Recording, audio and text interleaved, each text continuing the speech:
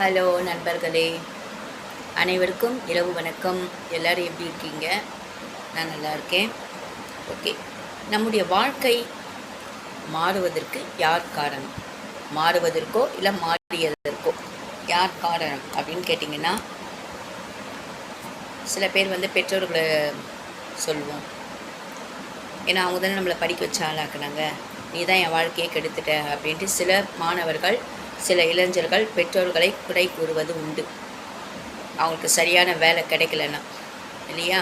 படித்த படிப்புக்கு ஏற்ற வேலை கிடைக்கலன்னா, எனக்கு பிடிக்கவே இல்லை, எனக்கு நீங்கள் தான் இந்த குரூப் எடுக்க சொன்னீங்க, உங்கள் பேச்சு கேட்டு தான் நான் எடுத்தேன், ஆனால் இப்போ பாருங்கள் எனக்கு வேலையே கிடைக்கல அப்படின்னு பெற்றோர்களை குறை கூறுவது உண்டு. நிறைய இளைஞர்கள் படித்த படிப்பிற்கு ஏற்ற வேலை கிடைக்காமல் குடும்ப சூழ்நிலையின் காரணமாக வேலை கிடைச்சா போதும் அப்படின்ட்டு வேலைக்கு போய் பணிபுரிந்து தன் குடும்பத்தை, தன் பெற்றோர்களை அரவணைத்து காப்பாற்றுபவர்களும் உண்டு, சகித்து கொண்டு. அதனால் அவங்களுக்கு என்ன ஏற்படும் கேட்டால் மன உளைச்சல், சோர்வு, வாழ்க்கை மீது ஒரு வெறுப்பு, எல்லாமே எக்ஸட்ரா சொல்லிக்கிட்டே போகலாம். அப்போது இதற்கான காரணம் நாம தான். படிக்கும்போதே நம்ம என்ன செய்யணும் அப்படின்னா, என்ன படிக்க போகிறோம், எதிர்காலத்தில் நம்முடைய பிளான் என்ன அப்படின்னு நம்ம முதல்ல தெரிஞ்சுக்கணும். என்ன குரூப் எடுத்தால் எதை படிக்க முடியும். வசதி உள்ளவர்களாக இருக்கட்டும், வசதி இல்லாதவர்களாக இருக்கட்டும். சில பேர் என்ன பண்ணுறாங்கன்னா, நல்ல டிகிரி ஒன்று முடிச்சுட்டு காம்படிஷன் எக்ஸாம் எழுதி அவங்க நினைத்த வேலைக்கு செல்வது உண்டு. சில நேரத்தில் பிடிக்காமல் கூட அந்த வேலையை செய்வாங்க. அவங்களுக்கு பிடிக்காத, அவங்களுடைய ஏம் வேறு மாதிரி இருக்கும். அதே மாதிரி கேம்பஸில் செலக்ட் ஆகி ஃபாரினில் போய் வேலை செய்பவர்களும் உண்டு. சில பேருக்கு வாழ்க்கை படிப்பிற்கேற்ற வேலை கிடைத்து மகிழ்ச்சியாக இருப்பார்கள், சந்தோஷமாக மன நிறைவுடன் இருப்பார்கள். எல்லாருக்குமே அது அமைவது கிடையாது. ஏன்னா அதுக்கு காரணம் குடும்ப சூழ்நிலையும் தான், இல்லையா?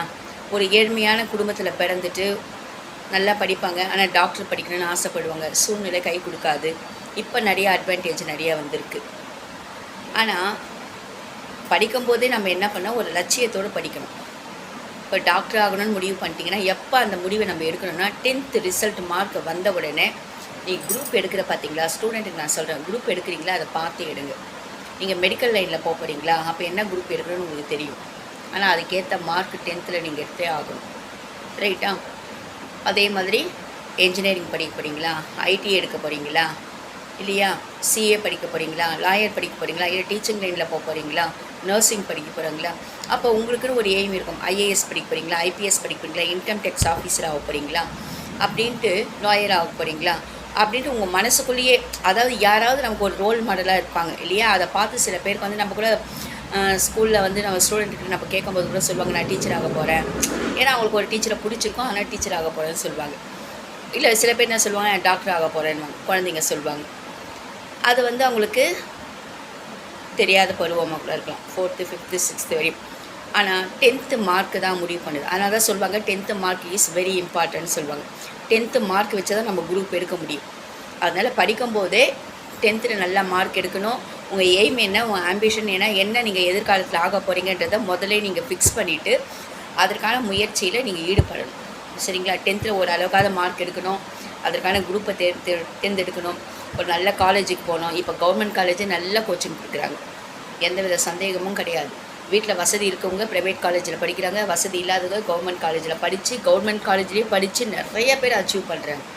அதே மாதிரி கவர்மெண்ட் எக்ஸாம் எழுதுறதுக்கு நிறைய கோச்சிங் சென்டரும் இருக்குது, ஃப்ரீ கோச்சிங் சென்டரும் இருக்குது. அது உங்களுக்கு நான் சொல்லணும்னு அவசியம் கிடையாது, நிறைய இருக்குது. அந்த மாதிரி படித்து இது பண்ணலாம். அப்போது அதற்கான படித்து அதற்கான ஒரு எக்ஸாம் எழுதி நமக்கு என்ன பிடிச்சிருக்கோ அந்த ஜாபில் போயிட்டு நம்ம என்ன செய்யலாம், பணிபுரிந்து நம்முடைய வாழ்க்கையை சந்தோஷமாக அமைத்து கொள்ளலாம். அதற்கு என்ன தேவை, முயற்சி தேவை. முயற்சி இல்லாமல் எதையும் சாதிக்க முடியாது. நான் டாக்டர் ஆக போகிறேன்னு சொல்லிவிட்டு நீ 3rd குரூப்போ இல்லை 4th குரூப்போ எடுத்துட்டீங்கன்னா டாக்டர் சீட்டு உங்களுக்கு கிடைக்காது.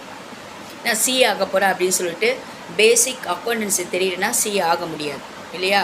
சில பேர் +2 முடிச்சுட்டு பிகாம் முடிச்சுட்டு சிஏ பண்ணுறாங்க. சில பேர் +2வில் நல்லா அக்கௌண்டன்சி குரூப்பில் நல்லா மார்க் எடுத்துகிட்டு சிஏ படிக்கிறாங்க, சார்ட்டர்ட் அக்கௌண்டன்ட். ஆக நீங்கள் படிக்கும் போது ஒரு எய்மோடு இருக்கு. அது 9th உங்களுக்கு ஸ்டார்ட் ஆனால் தான் நீங்கள் 10th வந்த பிறகு ஒரு அளவுக்கு நல்ல மார்க் எடுக்கணும். மார்க் எடுத்தால் தான் +2ல் அதுக்கான குரூப் ஃபஸ்ட் குரூப் செகண்ட் குரூப்பில் மேக்ஸிமம் பார்த்தீங்கன்னா 450க்கு மேலே எடுத்தால் தான் உங்களுக்கு ஃபஸ்ட் குரூப் செகண்ட் குரூப்பே கொடுப்பாங்க. 400 கூட ஃபஸ்ட் குரூப் கிடைக்கிறது கிடையாது, இப்போ சாத்தியம் கிடையாது. ஆக ஸ்டூடெண்ட்ஸ் படிக்கும்போதே 9th ஃபிக்ஸ் பண்ணிவிடுங்க. நீங்கள் என்ன ஆக போகிறீங்கன்றது 9th ஃபிக்ஸ் பண்ணிவிட்டு 10th மார்க் எடுத்து இன் ஃப்யூச்சர் ஐடி துறையில் வேலை செய்ய போகிறீங்களா, இல்லை டாக்டர் ஆக போகிறீங்களா, இல்லை நர்சிங் ஆக போகிறீங்களா, இல்லை வந்து லாயர் ஆக போகிறீங்களா, இல்லை டீச்சிங் லைனில் போக போகிறீங்களா, என்ன பண்ண போகிறீங்க அது வந்து ஃபிக்ஸடாக இருக்கணும். அப்பப்போ மாற்றிட்டே இருக்கக்கூடாது, ஒவ்வொரு நாள் ஒவ்வொரு விஷயத்த சொல்லிகிட்டே இருக்கக்கூடாது. ஃபிக்ஸ் பண்ணிவிட்டு அதற்கான குரூப்பை எடுத்து படித்து அதற்கான கல்லூரியில் சேர்ந்து அதற்கான கோர்ஸ் எடுத்து சின்சியராக படித்து ஜெயிக்க வழியை பாருங்கள். ஜெயிக்கிறதுக்கு மிக முக்கியமானது நிதானம். முயற்சி தேவை, அதை விட நிதானம் தேவை. சரிங்களா? அதே மாதிரி பெற்றோர்கள் கைட் பண்ணணும். சரிங்களா? சில பேருக்கு குடும்ப சூழ்நிலை படிக்க முடியாமல் போயிடும். பட் கரஸ்பாண்டில் கூட படிக்கலாம். நீங்கள் டீச்சிங் லைனில் போகணும், இல்லை வந்து லாயர் ஆகணும் அப்படின்லாம் பார்த்தீங்கன்னா நீங்கள் கரஸில் படிக்கலாம். சரிங்களா? அதனால் பேரண்ட்ஸும் ஸ்டூடெண்ட்டை கைட் பண்ணுங்கள். படிப்புக்கு இம்பார்ட்டன்ட் கொடுங்க, அதுதான் கடைசி வரை கை கொடுக்கும். சரிங்களா? நல்லா படித்து அவங்கவுங்க என்ன விரும்புகிறீங்களோ அந்த துறையில் சேர்ந்து வாழ்க்கையில் வெற்றி அடையணும். இது வந்து நம்மளுடைய ஆம்பிஷனாக இருக்கணும், லட்சியமாக இருக்கணும். அதற்கான முயற்சியில் ஈடுபடணும். முயற்சி இல்லாமல் எந்த வேலையும் நடக்காது. நான் படிக்க மாட்டேன், நான் செய்ய மாட்டேன், நல்லா மார்க் எடுக்கணும் அப்படின்னா வேலைக்கு ஆகாது. சரிங்களா? நல்லா படித்து உங்கள் வாழ்க்கையில் நீங்கள் என்ன சாதிக்கணும்னு நினைக்கிறீங்களோ, எந்த துறையில் போயிட்டு வேலை செய்யணும்னு நினைக்கிறீங்களோ அந்த துறையில் வேலை செய்து வீட்டுக்கும் நாட்டுக்கும் பயனுள்ள இளைஞர்களாக இருக்க வேண்டும் என்பதே அனைவரின் லட்சியமாக இருக்கும். பெற்றோர்கள் லட்சியமும் அதுதான். சரிங்களா? ஒவ்வொருத்தர் சில பேர் சொல்லுவாங்க, நான் இதாகணும்னு நினச்சேன், அதாகணும்னு நினச்சேன், வீட்டு சூழ்நிலை ஆக முடியல இருக்கலாம். அதுக்கு நம்ம என்ன சொல்கிறது? இருந்தாலும் முயற்சி செய்வோம். முயன்றால் முடியாதது எதுவும் இல்லை, முயற்சி திருவினையாக்கும் அப்படின்ற மாதிரி வாக்கிற்கு ஏற்ற மாதிரி முயற்சி செய்தால் கண்டிப்பாக ஓரளவுக்காவது நம்ம என்ன செய்ய முடியும், அச்சீவ் பண்ண முடியும். சரிங்களா? அதனால் படிக்கும்போதே ஒரு எய்மோட ஒரு லட்சியத்தோட எதிர்காலத்தில் நான் இந்த வேலைக்கு தான் போக போகிறேன் அப்படின்ட்டு படிங்க. ஏன்னா எவ்வளவோ ஸ்டூடெண்ட்ஸை நான் பார்த்துருக்கேன். சில பேர் வந்து மெக்கானிக்கல் எடுப்பாங்க, பட் மெக்கானிக்கலுக்கான ஜாப் கிடைக்காது. அதற்கான சைட் கோர்ஸ் ஏதோ படித்து ஐடி துறையில் போய் வேலை செய்கிறாங்க. அதே மாதிரி சிபிலி எடுப்பாங்க, அதற்கான வேலை அவங்களுக்கு சரியான கிடைக்காது. பட் சிவில் படித்தவங்க சொந்தமாக ஏதோ எடுத்து பண்ணுறாங்க, நான் நிறைய பார்த்துருக்கேன். பட் பிடெக் படித்தவங்களாம் பார்த்திங்கன்னா ஐடி துறையில் நிறையா வேலை செய்கிறாங்க. எம்பிஏ படித்தவங்க பிஸ்னஸுக்கு எம்பிஏ ரொம்ப முக்கியம் இல்லைங்களா? அந்த மாதிரி அதே மாதிரி வந்து ஐஏஎஸ் படிக்கணும்னா என்ன கோர்ஸ் எடுக்கணும், ஐபிஎஸ்க்கு என்ன கோர்ஸ் எடுக்கணும், இது எல்லாமே உங்களுக்கு தெரியும். நர்சிங்க்கு என்ன கோர்ஸ் எடுக்கணும், நர்சிங் படிக்கணும் அப்படின்னா இதெல்லாம் வந்து ஒரு புனிதமான ஒர்க்கு. அப்போ அதற்கான பேசிக் நமக்கு என்ன தெரியணுன்றதை நீங்கள் வந்து 9th படிக்கும்போது முடிவு பண்ணிட்டா தான் நம்மளால் சந்தோஷமாக இருக்க முடியும், நம்ம நினச்சதை அடைய முடியும். மற்றவங்க மாதிரி எப்போ பார்த்தாலும் மற்றவங்கள கூட சொல்லிக்கிட்டு நம்ம வாழ்க்கையை வீணாக்கிட்டு இருக்கக்கூடாது. நீங்கள் தான் இதை படிக்க சொன்னீங்க, நீங்கள் தான் இதை பண்ண சொன்னீங்க, உங்களால் தான் என் வாழ்க்கை போச்சு அப்படின்ட்டு பெற்றோர்களை குற்றம் சாட்டக்கூடாது. அவங்க சூழ்நிலை அவங்க சொல்லிட்டாங்க. ஒவ்வொருடைய பெற்றோர்களின் கனவும் என்னவாக இருக்கும் சொல்லுங்கள்? தான் படிக்கலை, தான் பிள்ளைங்களாவது படிக்கணும், இதுதான் இருக்கும். சப்போஸ் பெற்றோர்கள் உங்களுக்கு வந்து கைட் பண்ண முடியல அப்படின்னா கைட் பண்ணுறதுக்கு நிறைய பேர் இருக்காங்க. நம்ம டிவிலேயே பார்க்குறோம், நிறைய அறிவியல் அறிஞர்கள் இருக்காங்க, கல்வி வல்லுநர்கள் இருக்காங்க, நிறைய பேர் ஐடியா கொடுத்துக்க ஆட்கள் இருக்காங்க. அவங்க மூலமாக காண்டாக்ட் பண்ணி கூட நான் இந்த கோர்ஸ் படிக்கணும்னு ஆசைப்பட்றேன், இதுக்கு நான் என்ன பண்ணணும், எந்த கோர்ஸில் ஜாயின் பண்ணணும் அப்படின்னு, எந்த காலேஜில் ஜாயின் பண்ணணும் அப்படின்னு கேட்டு படிக்க ஆரம்பிங்க. இது ஸ்டூடெண்ட்டுக்கும் நான் சொல்கிறேன், பெற்றோர்களும் கொஞ்சம் கைட் பண்ணுங்கள். சரிங்களா? அவங்க விருப்பத்துக்கு மாறாக எதுவும் செய்யாதீங்க. பிள்ளைங்களை என்ன படிக்க ஆசைப்பட்றாங்களோ அதை படிக்க வைங்க. சரிங்களா? சில பேருக்கு படிப்புலேயே இன்ட்ரெஸ்ட் இருக்காது, பட் எக்ஸ்ட்ரா கரிக்குலர் ஆக்டிவிட்டீஸ் இருக்கும். டான்ஸு, நடனம், மியூசிக், ஸ்போர்ட்ஸு, கிரிக்கெட்டில், அப்புறம் வந்து செஸ்ஸில், கேரம் போர்டில், இந்த மாதிரி நிறைய பேட்மிண்டன், இந்த மாதிரி நிறைய ஸ்போர்ட்ஸில் அவங்களுக்கு இருக்கும். அதை வந்து நீங்கள் ஆரம்பத்துலேயே அவங்களுடைய டேலண்ட்டை நீங்கள் கண்டுபிடிச்சி அதற்கான கோர்ஸில் நீங்கள் சேர்த்து கண்டினியூஸாக படிப்பு ஒரு பக்கம் இருந்தால் கூட இது ஒரு பக்கம் கண்டினியூஸாக நீங்கள் கைட் பண்ணிகிட்டே வந்தீங்கன்னா அதில் அவங்க சிறந்து விளங்குவாங்க. டிஸ்ட்ரிக்ட் ஃபஸ்ட்டோ, ஸ்டேட் ஃபஸ்ட்டோ, வேர்ல்டு லெவல்லையோ சரிங்களா ஃபஸ்ட்டு வரதுக்கான சான்சஸ் இருக்குது. ஸோ குழந்தைகளுடைய திறமையை பெற்றோர்களாகிய நாம் தான் கண்டுபிடிக்கணும். சில பேர் அழகாக ட்ராயிங் பண்ணுவாங்க, ஆர்டிஸ்ட் ஆவாங்க, அவங்களுக்கு வந்து அதில் தான் விருப்பம் இருக்குது. அப்போ அதற்கான கோர்ஸுக்கு நீங்கள் ஜாயின் பண்ண விடுங்க. சரிங்களா? பெற்றோர்களும் பிள்ளைகளின் படிப்பில் கவனம் செலுத்துங்க. நான் திரும்ப சொல்கிறது என்னன்னு கேட்டிங்கன்னா, அதிகமாக குழந்தைங்கிட்ட ஃபோன் கொடுக்காதீங்க. இந்த ஒரு மாதமாக எனக்கு ரொம்ப வருத்தம் தான். ஒரு மாதமாக அந்த லீவில் பசங்க பார்த்திங்கன்னா சின்ன சின்ன பசங்களாம் ரீல்ஸ் போடுதுங்க. சரிங்களா? அது என்னை பொறுத்த வரைக்கும் அது ரொம்ப தவறு. Not good. இப்போ ஸ்கூலுக்கு போவாங்க, இந்த ஒரு மாதத்தில் இப்படி இருந்துட்டு அதுக்கு பதிலாக அந்த ஒரு மாதத்தில் ஏதாவது நீங்கள் வந்து ஒரு கோச்சிங் கிளாஸ் சேர்த்துட்ருக்கலாம் இல்லையா? ஸ்போக்கன் கிளாஸோ, ஸ்போக்கன் ஹிந்தியோ, இல்லை கிராமர் கிளாஸோ, இல்லை ஏதாவது ஸ்போர்ட்ஸ்லையும் நீங்கள் சேர்த்துருந்தீங்கன்னா அந்த ஒரு மாதம் குழந்தைங்களுக்கு யூஸ்ஃபுல்லாக இருக்கும். நிறைய பேரண்ட்டு செய்த தவறு, குழந்தைங்கள ரீல்ஸ் போட விட்டீங்க. இப்போ முழுக்க முழுக்க அந்த குழந்தைங்களுக்கு அது மாதிரி தான் ஒரு இன்ட்ரெஸ்ட் வந்திருக்கு. இப்போது ஜூன் மந்த்து ஸ்கூல் ரீஓப்பன் பண்ணுவாங்க. இப்போ ஃபுல் மைண்ட் அவங்களுக்கு எங்கே இருக்கும்? படிப்பு மேலே எப்படி இன்ட்ரெஸ்ட் வரும் அவங்களுக்கு? சில நேரத்தில் மறைமுகமாக பேரண்ட்ஸ் நம்ம குழந்தைங்கள கெடுக்கிறோம். நீங்கள் என்ன கேட்கலாம், நீங்கள் ரீல்ஸ் போடுறீங்க அப்படின்னு. என் பிள்ளைங்க படிச்சுட்டாங்க. நான் யூடியூப் ஆரம்பிக்கிறேன்னு நினச்சிருந்தா 7 வருஷத்துக்கு முன்னாடி 8 வருஷத்துக்கு முன்னாடியே நான் ஆரம்பிச்சிருக்கலாம். பட் நான் ஆரம்பிக்கலை. எனக்கு அதுக்கான விருப்பமும் எனக்கு கிடையாது. நான் ஆரம்பித்தது இப்போ தான் ஒரு 2-3 மந்த்துக்கு முன்னாடி தான் நான் ஆரம்பித்தேன். அதுவும் நான் ஏன் ஆரம்பித்தேன்றது நான் ஆல்ரெடி வீடியோ போட்டிருக்கேன். பட் என் பசங்க படித்து முடிச்சுட்டாங்க. 2 பேருமே ஒர்க்கில் இருக்காங்க. அவங்க படிக்கும்போது நான் ஆரம்பிக்கலை. யூடியூப்பை கூட நான் பார்த்தது கிடையாது. இன்ஸ்டாகிராம் கூட நான் பார்த்தது கிடையாது. இதுதான் நிஜம், இதுதான் உண்மை. சரிங்களா? அவங்கள படிக்க வைக்கிற வரையும் நான் எதுலேயுமே அதிகமாக இன்ட்ரெஸ்ட் காட்டல. எனக்கு தெரிஞ்சாலும் எனக்கு அதில் விருப்பம் கிடையாது. இப்போ நான் ஆரம்பித்ததுக்கான காரணம் என்னுடைய சூழ்நிலை, என்னுடைய பர்சனல் சூழ்நிலை. சரிங்களா? 3 மந்த்தாக தான். ஓகேங்களா? என் பசங்க படித்து முடிச்சுட்டாங்க. ஆனால் இன்னி வரையும் கூட என் பையன் வந்து MBA முடிச்சிருக்கான், எங்கள் பொண்ணு எம்டெக் முடிச்சிருக்காங்க. 2 பேருமே ஐடி துறையில் ஒர்க் பண்ணுறாங்க. ஆனால் இன்றைக்கி கூட நான் யூடியூப்பில் வந்து கொஞ்சம் வாய்ஸ் கொடுங்கன்னு தான் கேட்பேன். அவங்கள ஒரு இன்ஸ்டாகிராம் ஆரம்பிங்க அப்படின்னு சொன்னால் கூட நோ வே, எங்களுக்கு நாட் இன்ட்ரெஸ்டட் அப்படி தான் சொல்லுவாங்க. எனக்கு மட்டும்தான் அலோடு. அது கூட எதுக்குன்னா அவங்களுக்கு தெரியும் என்னுடைய சுச்சுவேஷன், என்னுடைய ஹெல்த் சுச்சுவேஷன் எப்படி இருக்கிறதுனால கொஞ்சம் நான் ஸ்ட்ரெஸ்லேருந்து வெளியே வரதுக்காக தான் நான் யூடியூப் ஆரம்பித்தேன். இதுதான் உண்மை. சரிங்களா?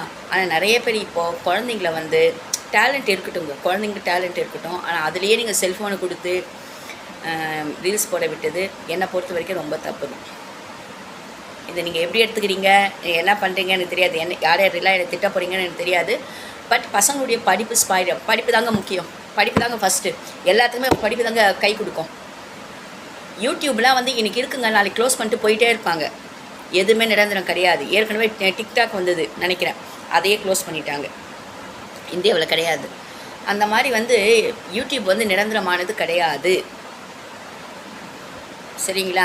எப்போ வேணாலும் அது க்ளோஸ் பண்ணுறதுக்கான சான்சஸ் இருக்குது.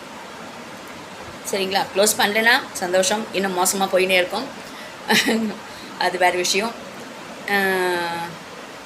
நான் ரீல்ஸ் போட்டேன்னா எனக்கு உள்ள சில ப்ராப்ளம் அதனால். பட் என் பசங்களுக்கு விருப்பம் கிடையாது. ஃபேஸ் கூட காட்ட மாட்டாங்க. டீப்பில் கூட அவங்க ஃபோட்டோ வைக்க மாட்டாங்க. சரிங்களா? டீப்பில் கூட அவங்க ஃபோட்டோ வைக்கிறது கிடையாது. வாட்ஸ்அப் டீப்லேயும் ஃபோட்டோ கிடையாது, இன்ஸ்டாகிராம்லேயும் கிடையாது, யூடியூப்பும் பார்க்க மாட்டாங்க.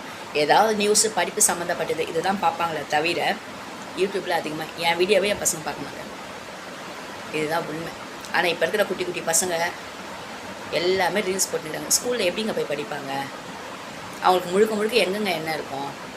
அப்போ நம்ம தானேங்க பசங்களை மறைமுகமாக கெடுக்கிறோம். ஒரு பாட்டு ஒன்று போடுறாங்க, அந்த பாட்டுக்கான மீனிங்காக அந்த குழந்தைங்களுக்கு தெரியல, ஆனால் ஆக்ஷன் பண்ண வைக்கிறீங்க. தப்பு இல்லையா அது?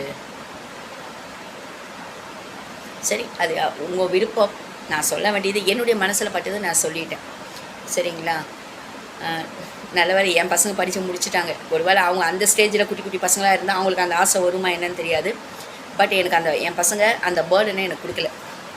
நான் படிக்க வச்சுட்டு 2 பேரையுமே வேலையில் உட்கார வச்சுட்டு தான் நான் யூடியூப் ஆரம்பித்தேன். அது கூட ஆரம்பிக்கணும்னு எனக்கு விருப்பம் கிடையாது. ஆரம்பித்ததுக்கான நோக்கம் நான் ஏற்கனவே சொல்லியிருக்க மாதிரி என்னுடைய health condition very critical. So தினமாக அதை பற்றி நான் யோசனை பண்ணி ஒவ்வொரு நாளும் நான் வந்து செத்து பழைச்சிட்ருக்கேன். ஸோ அதுலேருந்து நான் விடுபட தான் அந்த ஞாபகம் வரும்போதெல்லாம் ஒரு இது போட்டுருவேன். அவ்வளோதானே தவிர மற்றபடி இதில் பணம் சம்பாதிக்கணும் அப்படின்லாம் எனக்கு விருப்பம் கிடையாது. நான் திரும்ப சொல்கிறேன், நான் இருக்கிற வரை யூடியூப் இருக்கும், நான் இல்லைன்னா யூடியூப் க்ளோஸ் ஆகிடும். என் பசங்க இதை மெமரியாக வச்சுப்பாங்க, அவ்வளோதான். அதுக்காக தான் இது நான் வச்சுட்ருக்கேனே தவிர தயவுசெய்து பசங்களை வந்து ஃபோனை கொடுத்து அவங்களுக்கு ரீல்ஸ் போட்டு தயவுசெய்து வைக்காதீங்க. படிப்பு தாங்க கை கொடுக்கும். படிப்பு படிப்பு படிப்பு கல்வி கல்வி கல்வி தாங்க. கல்வியை தவிர வேறு ஒன்றுமே கடைசி வரை கை கொடுக்காது. இது உண்மை. சரிங்களா? அதனால் பசங்களுடைய எய்ம் என்ன, ஆம்பிஷன் என்ன, அதை தெரிஞ்சு குழந்தைங்களுக்கு கைட் பண்ணி படிக்க வைங்க. ஸ்டூடெண்ட்ஸும் நீங்களும் அதிகமாக இதில் முழுகி போகாமல் உங்களுடைய வாழ்க்கையினுடைய லட்சியம் என்ன தெரிஞ்சு அதற்கான குரூப் எடுத்து அதற்கான கல்லூரியை தேர்ந்தெடுத்து படித்து வாழ்க்கையில் ஜெயிக்கணும். இந்த காலகட்டம் இன்னும் வருகின்ற காலகட்டம் மிக மிக மோசமான காலகட்டம். எப்படி வேணாலும் சூழ்நிலைகள் மாறும். வேலையில்லா திண்டாட்டம் நிறைய இருக்குது. படித்த பசங்களுக்கே இப்போ வேலை கிடையாது. சரிங்களா? அதனால தான் என்ன பண்ணுறாங்கன்னா, படித்த படிப்பிற்கேற்ற வேலை கிடைக்காமல் கிடைச்ச வேலைக்கு போயிட்டு குடும்பத்தை காப்பாற்றிட்டுருக்காங்க, மன உளைச்சலோடு, ஸ்ட்ரெஸ்ஸோடு.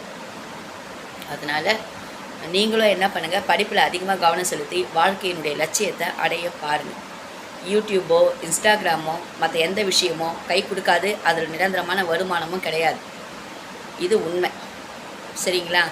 அதனால் பார்த்து செயல்படுங்க. பெற்றோர்கள் குழந்தைகளை கவனிங்க. அவங்க தான் நம்முடைய எதிர்காலம். குழந்தைங்கள ரொம்ப கேர்ஃபுல்லாக ஹேண்டில் பண்ணுங்கள். சரியா? ரொம்ப அதிகமாக பேசிட்டேன்னு நினைக்கிறேன், மன்னிச்சிடுங்க. இது எல்லாமே உங்களுக்கு தெரிஞ்சிருக்கும். என்னுடைய மனசில் பட்டதை நான் உங்ககிட்ட சொன்னேன். பிடிச்சிருந்தால் லைக் பண்ணுங்கள், திட்டுறவங்க திட்டிங்க. பாய்.